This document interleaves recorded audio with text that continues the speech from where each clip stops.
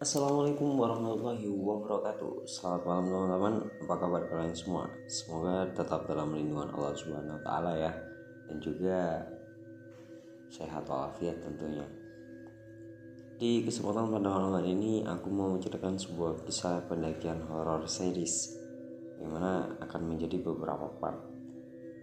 Dan cerita ini ada di sebuah gunung, yakni Gunung Merbabu. Dan cerita ini aku ambil dari media sosial Twitter dari akun @wahyuariantn_ yang dikasih judul Lebah Manding. Seperti apa kisahnya? Silahkan simak video ini baik-baik. Namun sebelum itu, buat teman-teman silahkan like video ini, dan buat yang belum subscribe silahkan subscribe ya, karena subscribe adalah salah satu bentuk support kalian terhadap aku. Dan juga share ke teman-teman kalian. Oh iya, jangan lupa juga tekan tombol notifikasinya ya, biar kalian dapat notif kalau aku lagi upload video terbaru. Oke, gak usah terlalu lama lagi, langsung saja kita ke videonya. Sebelum tengah malam, jangan tonton sendirian. Tahun 2016, kala itu siang sangat terik. Batangan yang menampar seluruh badan, setiap kulit merasakan panasnya cahaya matahari siang. Aku yang nongkrong di kantin kampus tiba-tiba mendengar HP ku bunyi. Ternyata kawan lamaku, Hendra, menelpon. "Halo Wah, kamu di mana? Masih ingat dengan janjimu yang mau mengantarku ke Gunung Merbabu kan?" ucapnya tanpa basa-basi. "Iya, tentu aku masih ingat. Apa kerjamu sudah ada libur?" tanyaku. Sabtu minggu depan aku cuti. Aku ke tempatmu Jumat malam. Aku nginap di tempatmu. Paginya kita berangkat, seru Hendra.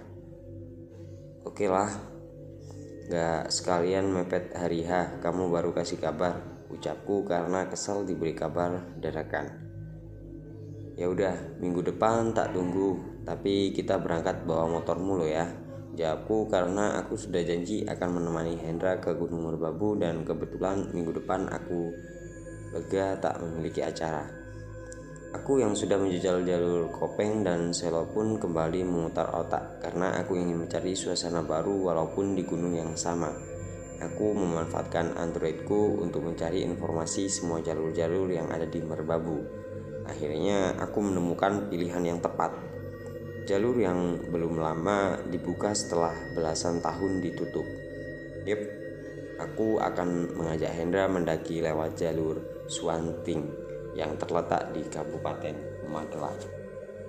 Jadi buat teman-teman yang belum tahu, di setiap gunung itu pasti banyak jalurnya. Ya ada juga sih yang beberapa gunung yang jalurnya cuma satu, dan juga banyak gunung yang jalurnya banyak. Oke, kita lanjut lagi. Gunung yang menjulang tinggi di antara Kabupaten Magelang dan Boyolali ini sangat tersohor di kalangan pendaki gunung karena banyak menyimpan keindahan dari semua sisinya. Tak heran jika banyak pendaki yang menjadikan Gunung Merbabu sebagai gunung favorit di dalam listnya. Oh ya, Hendra ini kawan lamaku dari salah satu kota di utara Pulau Jawa. Aku sempat berjanji tahun lalu akan mengantarnya ke Merbabu karena dia iri melihatku jalan ke Merbabu duluan dan melihat foto-fotoku. Hendra pun biasa memanggilku dengan Wah. Hari yang kami tentukan akhirnya tiba. Jumat pagi dia datang dengan matahari yang menyinari bumi dan ditemani suara kicauan burung. Aku bangun dari tidurku. Aku kuliah pagi ini. Dengan setengah semangat, aku bersiap dan berangkat ke kampus yang berjarak 15 menit dari rumahku. Siangnya setelah sholat Jumat, Hendra menelponku. "Nanti aku berangkat ba'da Isya dari rumah," ucapnya. "Ya udah, aku tunggu di kampus, nanti baru ke rumah," jawabku.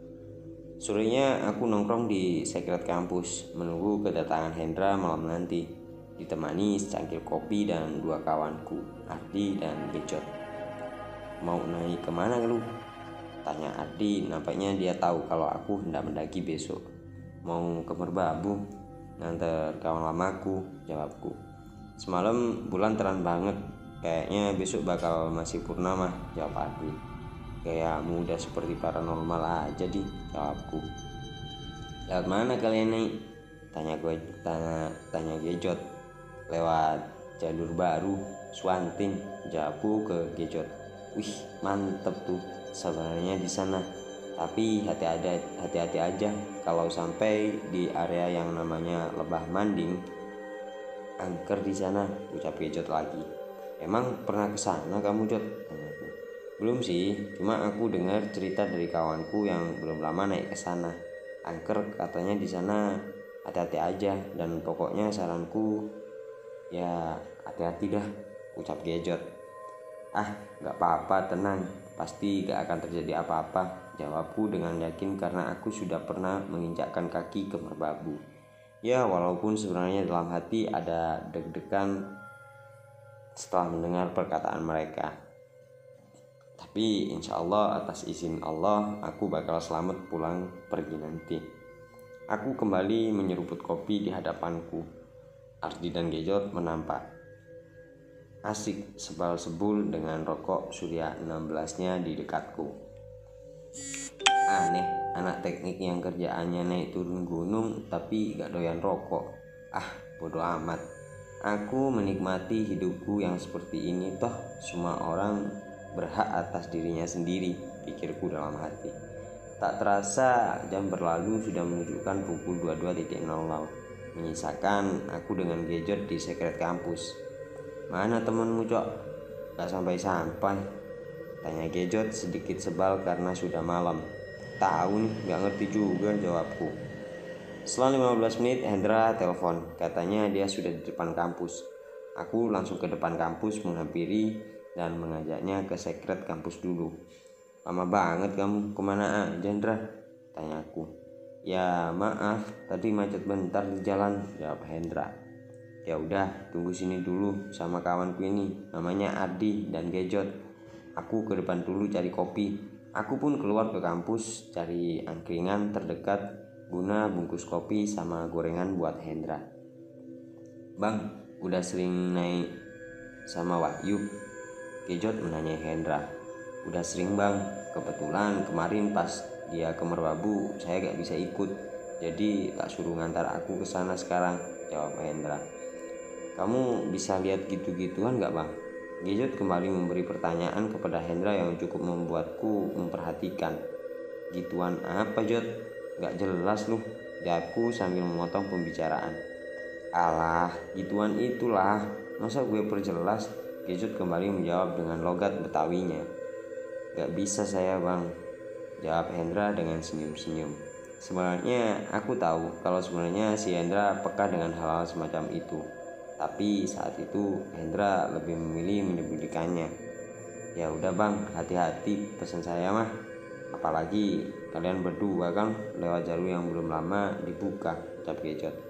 Gejot tak lagi mengorek Hendra, tapi nampaknya Gejot paham jika Hendra juga bisa melihat hal-hal seperti itu sama sepertinya. Hampir jam 12 malam, kami semua pulang dan aku akhirnya mengajak Hendra untuk tidur di rumahku. Sebelum pagi nanti melesat, kita memang butuh istirahat. Besok kita cabut jam 7 ya, seru Hendra. Iya, aku mau tidur, capek nungguin kamu seharian, Hendra, jawabku. Tapi lagi-lagi rencana hanya sebatas rencana. Manusia bebas berencana, tapi hanya waktu yang membuktikan apakah rencana manusia berhasil atau tidak. Sabtu datang bersamaan dengan udara dinginnya. Bangun woi, bangun, jam berapa nih? Udah jam 8. Hendra membangunkanku dengan paksa karena kita berdua kesiangan. Ayo siap-siap, jam 9 kita berangkat, ajak Hendra. Iya, jawabku dengan nyawa yang baru terkumpul setengah. Rasa-rasanya belum lama aku tidur, kok sudah pagi aja, pikirku. Namanya jam Indonesia, gak mantap jika gak molor. Jam 10 kami berdua baru berangkat dari Semarang dengan mengendarai motor metik tunggangan Hendra. Kali ini Hendra yang bawa motor dan aku menikmati perjalanan di bangku belakang. Baru 15 menit jalan, kuprak. Suara keras tiba-tiba datang dari bawah motor. "Apaan, Cok? Kau nabrak apa?" tanya aku. "Nabrak kucing," jawab Hendra. "Gila kamu, bisa-bisanya nabrak kucing," jawabku lagi. Aku bergegas turun dan melihat kucing yang baru saja kami tabrak. "Mati, Indra," ucapku. "Ya udah, pinggirin aja, kita berangkat lagi. Udah agak siang nih," ajak Hendra. "Matamu, apa kamu gak pernah dengar cerita-cerita buruk kalau ada orang nabrak kucing sampai mati? Kita kubur dulu, kamu cari tanah yang bisa buat kubur ini kucing," ucapku dengan kesal. Ada mitos yang banyak dipercaya masyarakat, jika ada orang yang menabrak kucing akan mendapatkan kesialan bertubi-tubi. Sebenarnya aku tidak begitu percaya dengan mitos itu, tapi buat jaga-jaga karena kami akan bepergian jauh, takut ada apa-apa, pikirku dalam hati. Baru berangkat kok sudah ada kejadian aneh ya? Apa ini pertanda? Aku benci dengan pemikiranku sendiri. Setelah menguburkan kucing tersebut, kami berdua melanjutkan perjalanan. Kami berdua melesat melewati Semarang, Salatiga hingga memasuki kawasan Kopeng di Salatiga. Dari sana aku mulai mengandalkan Google karena aku yang baru pertama kali ke Swanting. Setelah melewati keramaian Kopeng, Maps mengarahkan kami ke jalan yang tak begitu lebar. Kanan kiri didominasi dengan pohon-pohon pinus. Jalan naik turun berkelok-kelok, bak jalan menuju hatimu yang bagaikan jalan yang menuju hatimu yang sangat sulit untuk kutempuh. Asik. Kenapa jadi halu sih? Kalau ini waktu sudah duhur tapi udara di sana gak selayaknya duhur yang biasanya aku rasakan jika di Semarang. Saat melewati hutan pinus, aku kaget. Tiba-tiba Hendra rem mendadak sangat cepat. "Ada apa lagi sih? Mbok ya hati-hati, jalan naik turun bahaya," ucapku dengan bertanya. Nganu, jawab Hendra kebingungan. "Nganu apa?" tanyaku lagi. "Nganu, aku tadi lihat ada kakek-kakek tiba-tiba melintas di depanku. Aku sontak kaget dan langsung ngerem motorku," pungkas Hendra. "Ya udah, ayo jalan lagi. Udah gak ada apa-apa." Aku langsung mengajaknya jalan tanpa menghiraukan ucapannya tadi. Karena memang saat itu jalan benar-benar sepi, gak ada siapa-siapa. Mana ada orang di jalan di tengah hutan kayak gini. Dingin dan sedikit kabut menemani perjalanan kami. "Kalau motorku gak kuat, kamu turun," ucap Hendra. Kami terus berjalan menyusuri jalan gunung.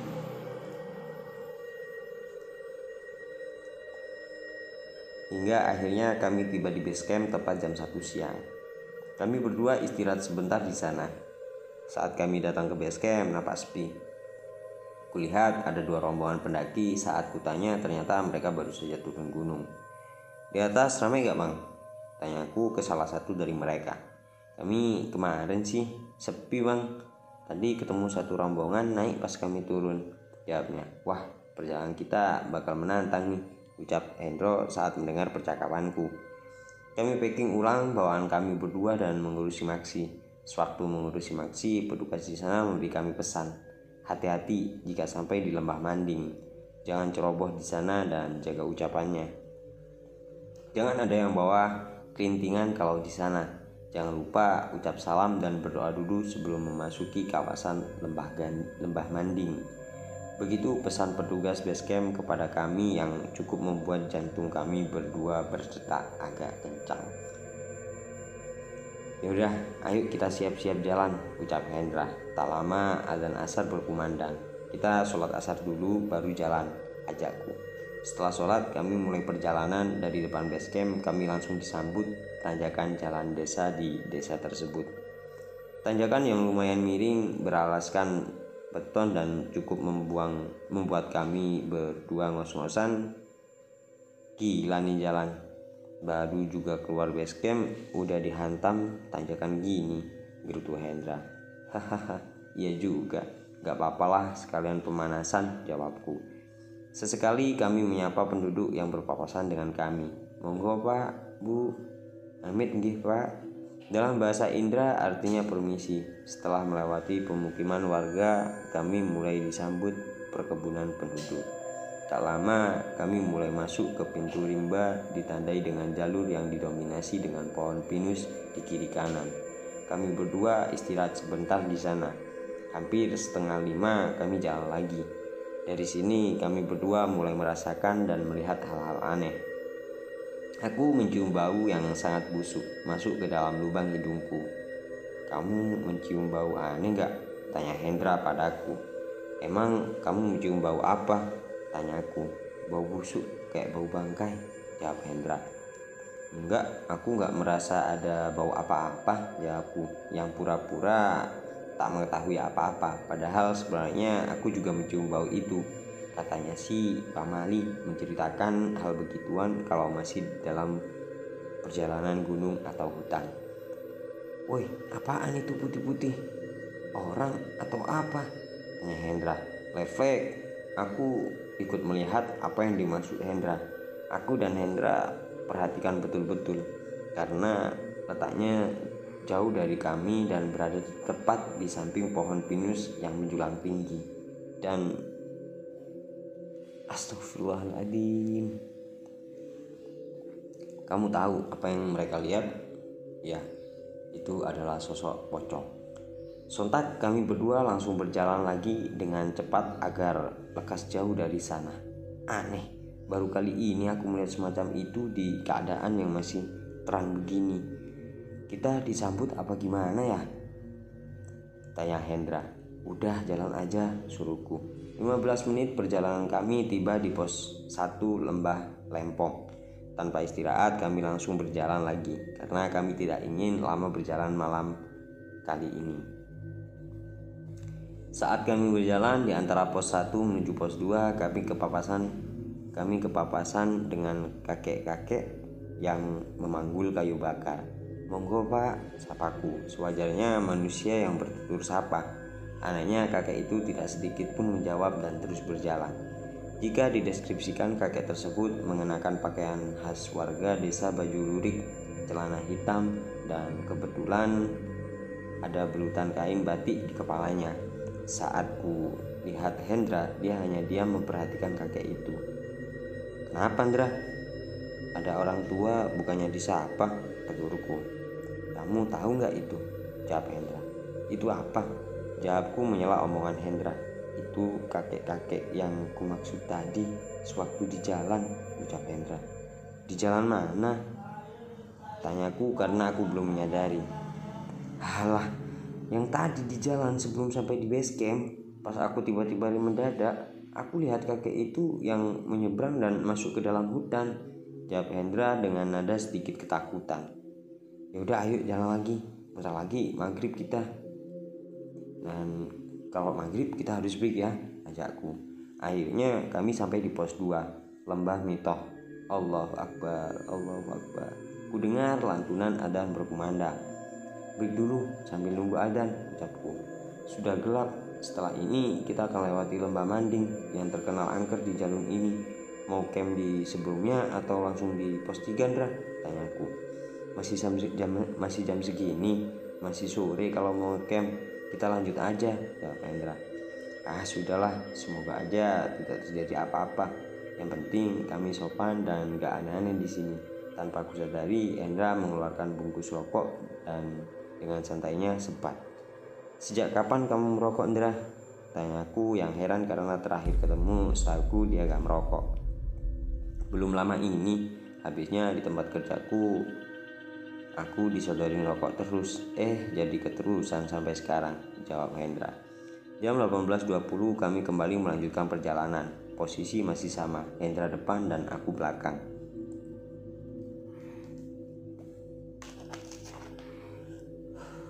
"Ada apa, Wah?" "Gak usah narik-narik, jalannya susah ini," ucap Hendra yang merasa carrier-nya ditarik-tarik olehku. "Tarik-tarik apaan? Wong aku diam aja sejak tadi. Dan tanganku di belakang ini bopong carrier beratku," jawabku. "Gak usah bercanda, Wah," tanya Hendra lagi. "Aku gak bercanda. Ngapain iseng gelap-gelap begini?" jawabku. Kami terus jalan, tapi Aku merasakan hal yang sama yang ditanya Hendra. Aku merasa karirku seperti ada yang menarik. Awalnya aku hanya membenarkan posisi karirku karena aku masih berpikir positif, mungkin perasaanku aja dan mungkin karirku miring. 5 menit setelahnya aku merasakan tarikan lagi dan hingga akhirnya aku terjatuh. Aku merasa ada yang memegang dan menahan kaki kiriku. Aduh, si Indra tunggu, teriakku. Hendra yang mendengar pun menoleh ke arahku. Astagfirullah, bangun lagi wah, ayo kita jalan langsung, ajak Hendra dengan membantuku bangkit. Kulihat wajah Hendra tegang sekali. Ada apa tuh Hendra? Tanyaku. Wis gak apa-apa, kita jalan aja, agak cepet. Kamu jangan noleh-noleh ke belakang, seru Hendra. Wah, ada yang gak beres nih, pikirku dalam hati. Aku terus berjalan mengikuti ritme langkah Hendra yang agak cepat dari sebelumnya. Akhirnya Hendra berhenti di tanah sedikit lapang. Aku kembali bertanya, ada apa tuh Hendra? Kamu lihat apa? Tadi saat kamu terjatuh aku melihat ada lelaki tua. Wajahnya pucat dan tangannya memegang kaki kirimu, jawab Hendra. Hah? Serius kamu Hendra? Jangan bercanda gitu. Di tengah hutan ini, ucapku. Serius wah, aku nggak bohong. Setelah ini kamu gantian di depan ya, jawab Hendra. Di situ perasaanku campur aduk, bingung, takut, tegang, semuanya deh. Karena sejauh ini kami belum ketemu pendaki sama sekali, alias kami berdua saja di jalur ini. Sejak di sini kami baru menyadari jika bulan mengeluarkan cahaya yang sangat terang. Ya, benar sekali. Malam itu ternyata benar-benar bulan purnama. Ternyata ucapan arti waktu di kampus benar adanya. Yuk jalan, ajak Hendra. Aku langsung mengambil posisi depan dan belum lama jalan dengan headlampku aku melihat papan petunjuk bertuliskan Lembah Manding. Jam menunjukkan hampir jam 8 malam. Dra, ini Lembah Manding. Kita berdoa dulu di sini dan jangan lupa salam, ucapku kepada Hendra. Hendra melantunkan adzan sebelum kami melanjutkan jalan karena menurutnya itu bisa menetralisir keadaan. Saat kutanya dapat amalan dari mana, katanya ia mendapatkan sewaktu mengikuti pengajian di daerahnya. Wah, ilmu baru, ucapku dalam hati. Bismillahirrahmanirrahim. Kami berdua kembali berjalan di antara lembah Manding ditemani terangnya cahaya rembulan purnama malam itu. Dalam hati aku terus melantunkan doa yang kubisa. Belum lama jalan aku merasakan sakit di kaki kiriku. Mungkin akibat terjatuh tadi. Aku berhenti mencoba meredakan sakit di kakiku. Kenapa wah? Tanya Hendra. Kakiku tiba-tiba sakit, kayaknya akibat jatuh tadi, jawabku. Waduh. Coba buka, diolesi balsem dulu, siapa tahu enakan, suruh Hendra. Kami berdua langsung menepi lagi. Aku langsung membuka sepatuku, ternyata pergelangan kakiku yang sebelah kiri memar. Kok memar ya? Kan jatuhnya sudah tadi di bawah. Kok baru terasa sekarang? Tanyaku pada Hendra. Udah buruan diolesin balsem dulu, suruh Hendra. Dibantu Hendra, aku sedikit menggerutu karena pergelangan kakiku sangat sakit. Dan di sini aku sedikit mengurut pergelangan kakiku dengan balsam. Tuh, nyeri sumpah Hendra, sakit, ucapku dengan agak keras. Selesai mengurut, ku biarkan kakiku agar panas. Balsam menyerap ke dalam rasa sakit kakiku. Aku lihat Hendra kembali mengeluarkan rokoknya dan menikmati tiupan-tiupan dari ujung rokoknya. Wah, aku kencing dulu bentar, ucap Hendra. Emang gak apa-apa kencing di sini? Tanyaku. Gak apa-apa, kan emang lagi darurat, jawab Hendra. Ya udah sana hati-hati, ucapku. Tidak lama Hendra kembali. Gimana kakimu? Udah kuat lanjut? Tanya Hendra. Aku coba dulu, jawabku. Aku bergegas memakai kembali sepatuku dan berjalan pelan-pelan. Nyeri, sakit setiap aku melangkahkan kaki dengan kaki kiriku. Apalagi trek di Lembah Manding benar-benar terjal dan menyiksa kakiku. Malam itu tak terasa sudah masuk jam 9 malam. Suasana masih berkabut dengan jarak pandang yang tidak begitu jauh. Wah, kita bangun tenda aja di sini. Sepertinya kamu kesusahan dengan keadaan kakimu itu, ucap Hendra yang sepertinya sejak tadi memperhatikanku. Lanjut aja pelan-pelan, ucapku. Lanjut gimana? jalanmu aja udah sempoyongan seperti itu. Mau kamu paksa sampai patah kakimu, ucap Hendra dengan nada tinggi. Aku yang sebenarnya takut jika bermalam di lembah Manding ini akhirnya terpaksa mengiyakan ajakan Hendra. Selain karena kakiku yang teramat sakit, jam juga sudah malam dan kabut masih terus bersamai perjalanan kita. Tunggu dulu di sini, aku cari tempat dulu, ucap Hendra. Karena di lembah Manding ini treknya sangat terjal sehingga sangat minim adanya tanah lapang yang bisa digunakan mendirikan tenda. Jika ada, biasanya hanya cukup untuk 1 atau 2 tenda. Aku istirahat di tepi jalur, sementara Hendra ke atas mencari tempat camp. Saat itu aku benar-benar sendiri, hanya berteman headlamp di kepala dan kabut yang masih saja setia memelukku. Malam itu angin berdriuk, tapi tak kencang. Tiba-tiba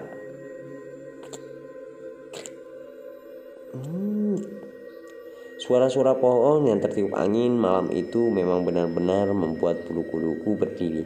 Apalagi aku tidak bisa melihat dengan jelas keadaan di sekitarku karena terhalang kabut. Kalau tiba-tiba ada yang muncul kan aku tak tahu. Lama bener Hendra, tanyaku dalam hati. Kemana itu anak? 5 menit setelah itu aku melihat cahaya senter dari atas. Ternyata Hendra datang. Ayo wah, di sana ada lahan lebar sedikit, bisa buat kita mendirikan tenda, seru si Hendra. Dan akhirnya mereka pun beranjak untuk menuju ke lahan lapang tersebut. Bagaimana teman-teman? Kelanjutannya silakan saksikan di part selanjutnya. Buat teman-teman yang suka sama video ini silakan like dan subscribe ya, biar kalian tidak ketinggalan part selanjutnya. Karena ini udah terlalu panjang, hampir 30 menit nih. Nah, jadi aku bakal lanjutkan di part selanjutnya ya. Buat teman-teman yang penasaran silakan di subscribe ya, biar tidak ketinggalan. Seperti apa kisahnya saksikan di malam selanjutnya. Aku Aska Al Maulidi.